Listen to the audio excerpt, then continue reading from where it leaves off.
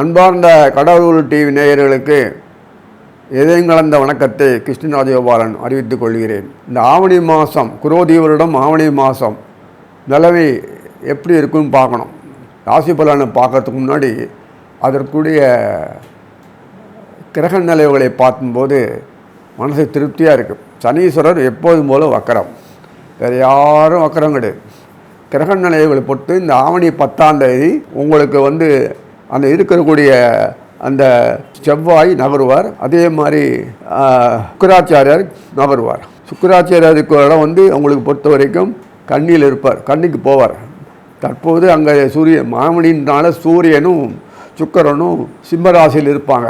செவ்வாயும் குருவும் ஆஸ் யூஸ்வலாக ரிஷபத்தில் இருப்பாங்க. ராகு மீனத்தில் இருப்பார், கேது கண்ணியில் இருப்பார், சனீஸ்வரர் கும்பத்தில் வக்கரத்தோடு இருப்பார். அவர் இப்போது வக்கர நிவர்த்தி ஆகப்போகுது. குரு வக்கரம் ஆன பிறகு அடுத்த மாதம் தான், நவம்பர் மாதம். அது நிறைய டைம் இருக்கணும். பிப்ரவரி மாதம், மார்ச் மாதம் 6 போட்டிருக்கு. குரு வக்கர நிவர்த்தி அடைவார். இப்படிலாம் இருக்குது.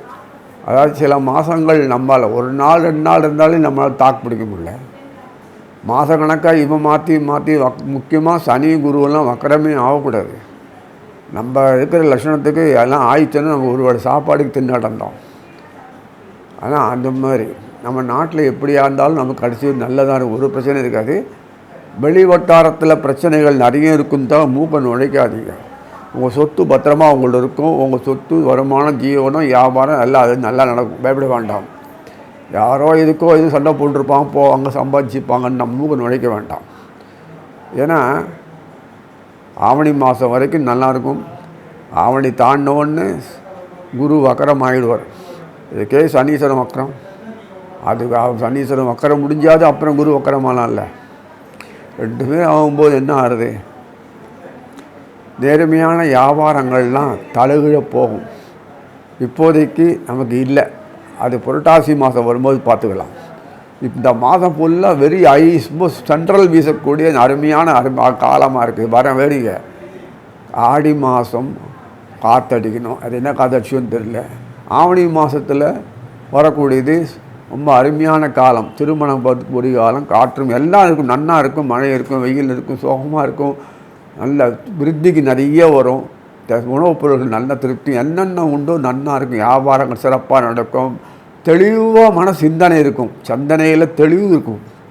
ஆக கிரக நிலவரைப்படி பார்த்தா கூட moment of the so and so, செவ்வாயும் சுக்கிரனும் மகந்து போன பிறகு மெதுவாக புதன் ஆவணி 15ஆம் தேதி மாத கடைசி, ஆவணி 15ஆம் தேதி இந்த ஆகஸ்ட்டுக்கு மாத கடைசியில் போவார். 31ஆம் தேதி ஆகஸ்ட்டில் புதன் மெதுவாக சிம்மத்து வருவார். முதலாளி சூரியன்ட்டுக்காக கூட இருப்பார். இதில் வேடிக்கை என்னென்னா, ரொம்ப அனுகூலம் நமக்கு என்னென்னா, சனீஸ்வரர் கும்பத்தில் வக்கரத்தில் இருக்கார் இல்லையா, அந்த கும்பமும் சிம்மமும் ஒருத்தருக்குள்ளே பார்த்துப்பாங்க.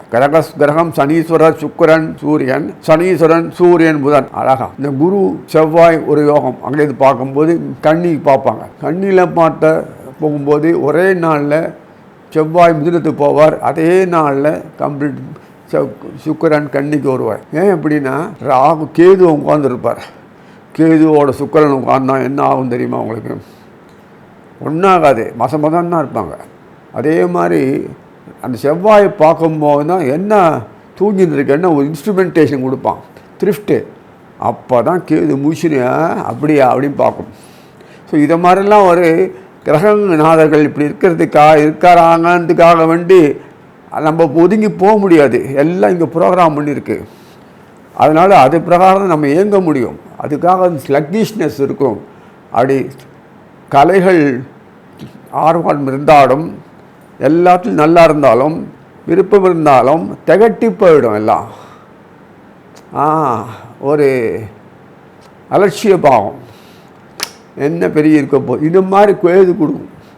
சுக்கிராச்சாரியர் என்ன பண்ணுவார், செவ்வாய் பார்க்கறதுனால இன்னும் ஒரு அனுகூலம் நமக்கு என்னென்னா, ரசனைகளை அனுபவிக்க தெரியலன்னா மனுஷன் பிறக்கவே வேண்டாம் வாழ்க்கையில். அதுக்கு உண்டான ரசனைகளை கொடுத்து, அதை அனுபவிக்கூடிய சரீரத்தை கொடுத்து, அது சம்மந்த மாதிரி புத்தியை கொடுத்து, அதுக்கு தெரிந்த சிந்தனைகளை கொடுத்து செயலாற்றாமல் அது ஒரு டீம் ஒர்க்கப் பண்ணி பண்ணுறதுக்கு செவ்வாய் மட்டும்தான் பண்ண முடியும். சனீஸ்வரன் துணை புரிவார். சனீஸ்வரன் பாத்திரம், செவ்வாய் பொருள் அழகாக சாப்பிட்றதுக்கு. அந்த சம்பந்தப்பட்ட விஷயங்களில் செவ்வாய் சனி ஒரு பிரச்சனையும் இல்லை, அண்ணா இருக்குது. செவ்வாய் தன்னுடைய பார்வையை சுக்கிரனையும் கேதுவையும் பார்க்குறார். குரு தன்னுடைய பார்வையை கேதுவை பார்த்து தோஷம் போக்குறார். குருவனுடைய பார்வை சுக்கிரனுக்கு கன்னிக்கு போன உடனே சுக்கிரனையும் பார்க்கக்கூடிய பாக்கியம் கிடைக்கிறது. ஆக தோஷமற்ற இருந்து நீங்கி சோஷமற்ற ஒரு காலமாக இருக்கும்போது மனசு சுத்தமாக இருக்கும். தோஷம் போனாலே மனசு சஞ்சரிக்காது. கண்ணாமண்ணான்னு புத்தி போய் அப்படி போய் இப்படி போய் அந்த அலட்டல் பண்ணி பயம், உச்சல், வேதனை, துக்கம் இதெல்லாம் காணாப்படும். இன்னும் இது அப்படின்னு பார்த்தோன்னா இந்த மாதம் கிரக நிலை அப்படி இருக்குது. சந்தோஷமான காலம். எவ்வளோ காலம் அனுபவிக்கலான்றது இல்லை. எவ்வளோ அனுபவிச்சிங்க, சந்தோஷமாக இருக்கீங்களா, அனுபவிச்சிங்களா, கடன் தொல்லை இல்லாமல் இருக்கா, பிரச்சனைகள் இல்லாமல் இருக்கா, புதுசு புதுசாக இதாக வராமல் இருக்கா, இதெல்லாம் இந்த மாதத்தில் வராது. தெளிவாக இருப்பீங்க. தெளிவாக இருந்தாலே போதும் அனுபவிக்க முடியும் வாழ்க்கையில். அதனால் கவலைப்பட தேவையில்லை. சனீஸ்வரனுடைய தொடர்பு இருக்கும்போது இதில் என்ன ராகு கேதுக்குள்ள மாட்டின்ட்டு சனீஸ்வரன் பார்த்தா வெளில இருப்பான். சனீஸ்வரன் நிற்கிற கால் யாருன்னா சதயம், ராகு நிற்கிற கால்மான்னா உத்தரட்டாதி. இப்படியே போயிட்டு இருக்கு. 50-50 போயிட்டு இருக்கு. அந்த குரு வக்கரமான உடனே போச்சு ஆபத்து. என்ன பண்ண முடியும்? நமக்கு கொஞ்சம் நன்னா இருந்தாலும் அடுத்த நிமிஷம் இதாக பிரச்சனை ஆகிடுறது. அது ஏன்னு தெரியல. நமக்கு வாழ்க்கையில் பொறுத்தவரை கஷ்ட நஷ்டங்களை வருவதுக்காக நம்ம எதுவும் பயப்படக்கூடாது, துணிஞ்சு இருக்கணும். நமக்கு ஏன் எப்படி இருக்கணும்? அங்கெல்லாம் மில்லியன் பில்லியன் ட்ரில்லியனில் மிலிட்ரி எக்யூப்மெண்ட்ஸ் நாசம் பண்ணிட்டு இருக்கான். அவ்வளோ செலவிக்கிறான். நமக்கு இங்கே கவர்மெண்ட்டு ஒரு இது போடுறதுக்கு ஓடு தண்டோ போகிறதுக்கு கூட பணம் இல்லை அப்படிங்குது. அது எப்படி இருக்கு? சாப்பாட்டுக்கு எப்படி இல்லாத ஊரில் பணம் அப்படி போகிறது. இங்கே நம்ம எல்லாம் கொடுத்து இருந்து நம்மளால் அனுபவிக்க முடியல, வசதி வாய்ப்பில் உண்டாக்க முடியல, எதுவும் பண்ண முடியல. டிரான்ஸ்போர்ட்டு நாலேஜ் எல்லாம் ஃபெயிலியர். அதனால் இங்கே ஏன் அப்படி இருக்குது நம்ம எப்படி வழி தெரியலையே, தெரியல. அப்போ இந்த மாதம் நல்லா மூளை ஒர்க் பண்ணும். ஆவணி மாதத்தில் சிறப்பாக இருக்கும் ஏற்றம். ஏன்னா தட்சிணாயன புண்ணியத்தில் நலம் காமிச்சு சூப்பராக இருக்கும். இதில் பார்க்குறது வாழ்க்கையில் உலகத்தில் வாழணும், நல்லா அனுபவித்து சந்தோஷமாக வாழணும். நம்மளும் அனுபவிக்கிறோம், மற்றவங்களும் சேர்ந்து அனுபவிக்கிறோம், எல்லாரும் அனுபவிக்கிறோம். அனுபவிக்கிறது என்ன? சந்தோஷங்களை ஷேர் பண்ணிக்கிறது, துக்கங்களையும் ஷேர் பண்ணிக்கிறது, இதெல்லாம் இருக்குது இல்லையா? உறவுகளில் ஷேர் பண்ணுறது. அது பகவானோட தொடர்பு கொண்டு செயல்படுறது. எல்லா தெய்வங்களும் நம்ம பாராட்டி அவங்க நம்ம கூட அனுபவிக்கிறதுனால தான் நம்மளால காலத்தை ஓட்ட முடியுது. இல்லைன்னா வெளிநாடு மாதிரி தான் இருக்கும். மூட்டை மூட்டை பார்த்துட்டு இருக்கணும். அவ்வளோ படம் மூட்டை மூட்டையாக இருக்கும், ஒன்றும் இருக்காது. ஸோ இதுக்காக சொல்கிறேன்னா இந்த கிரக நிலையில பார்க்கும்போது இந்த மாதம் ஆவணி மாதம் சுக்கிரனால யோகம் வரும். இப்படி யோகம் வரக்கூடிய சுக்கிரன், சனீஸ்வரர், செவ்வாய், இதெல்லாம் புதன், எல்லாராலையும் யோகங்கள் வருது. சூரியன், அந்த யோகங்கள் வரும்போது நமக்கு அவ்வளோதான், காலியான பர்செல்லாம் ஒப்பிக்கலாம். கடன் துவாரம் இருக்காதுன்னு அர்த்தம். பணம் அடங்கி நமக்கு தேவையான அளவுக்கு ரொம்பிடுறது. 50 அது போதும். புதுசாக ரீஃபைனான்ஸ் வாங்கிக்கலாம்.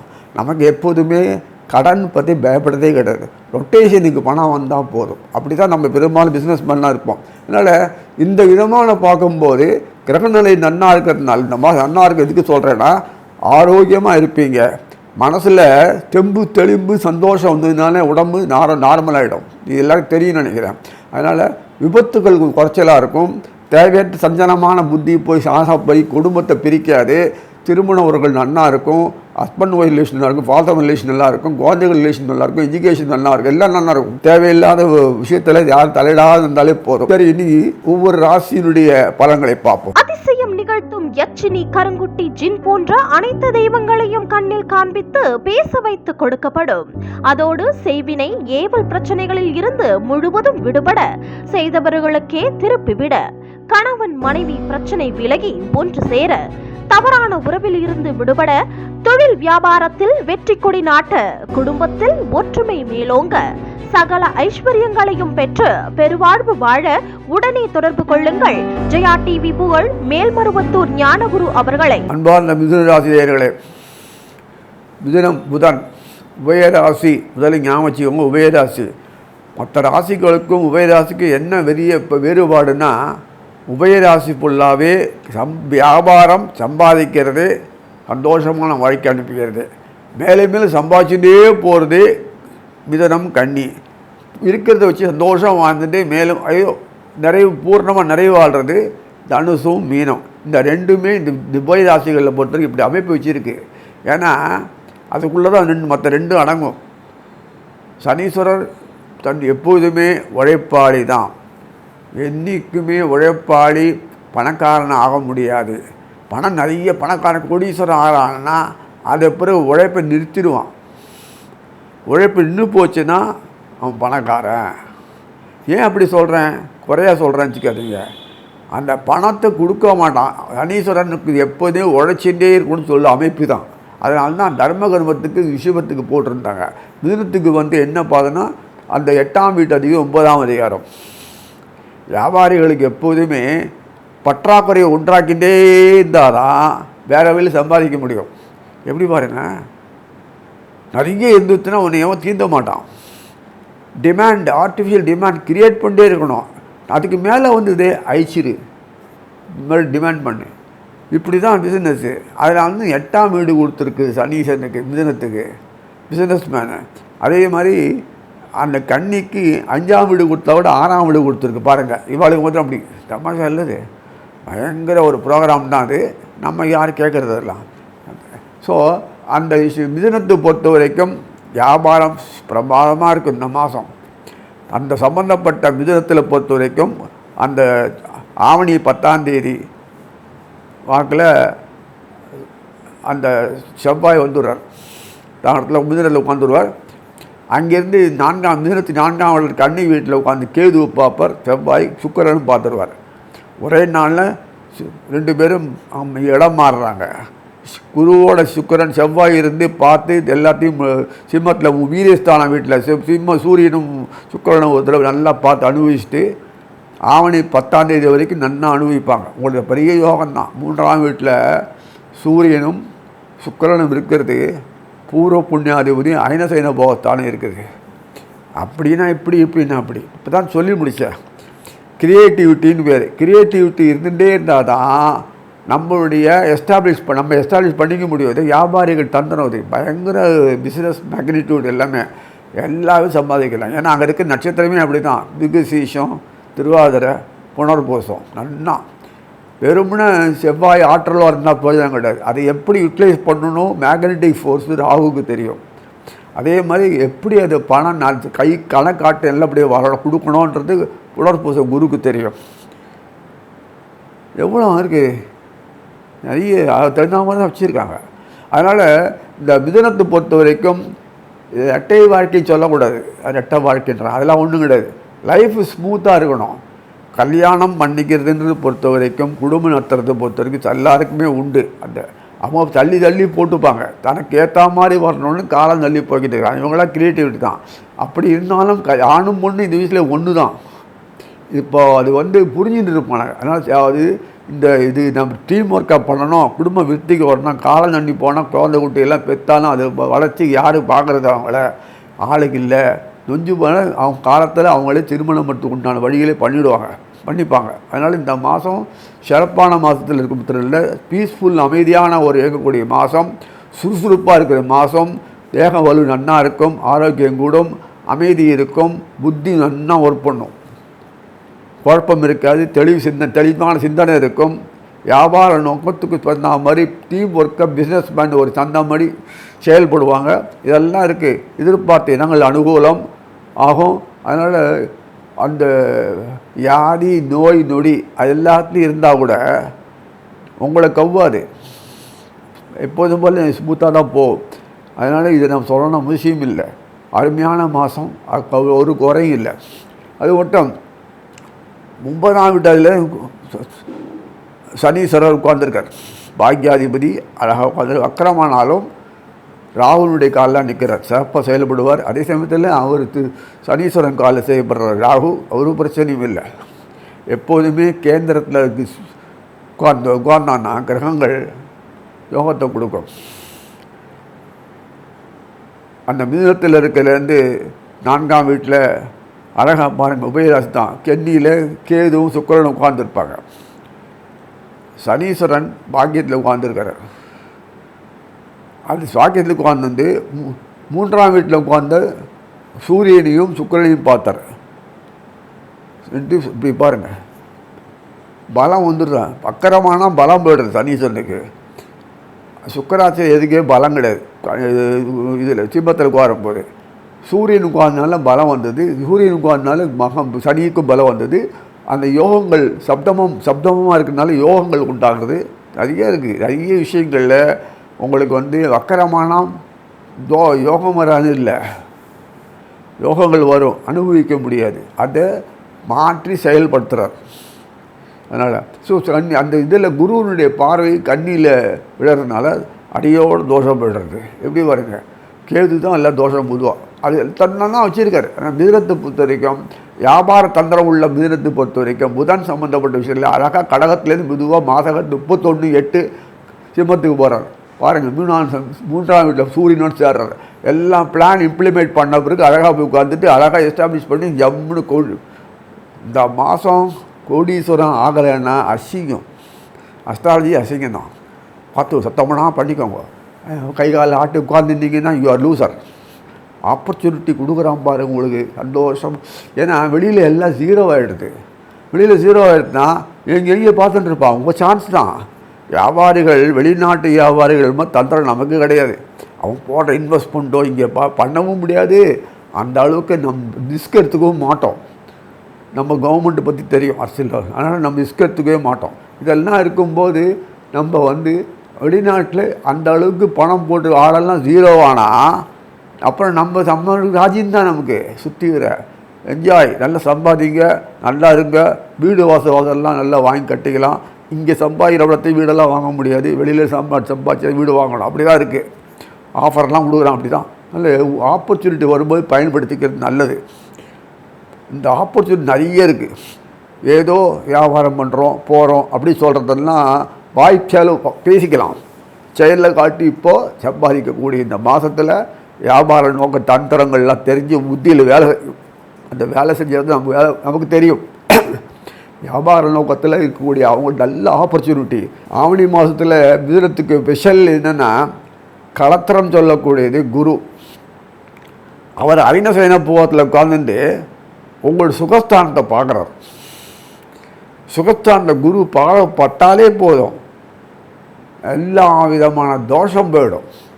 கேது தான் மொத்த தோஷத்துக்கு காரணம். அது அத்தனை தோஷம் போயிடும். பரவாயில்ல, தோஷம் போகிறது பற்றி இங்கே கவலை பெரிய விஷயமாக சொல்லலை. நம்மளுடைய சம்பந்தப்பட்ட விடயங்களெல்லாம் சம்பாதிக்கணும், ஜீவனத்தை மேற்பண்ணணும், இன்வெஸ்ட்மெண்ட் நிறைய பண்ணணும், ரொட்டேஷன் நிறைய பணம் வந்துகிட்டே இருக்கணும்.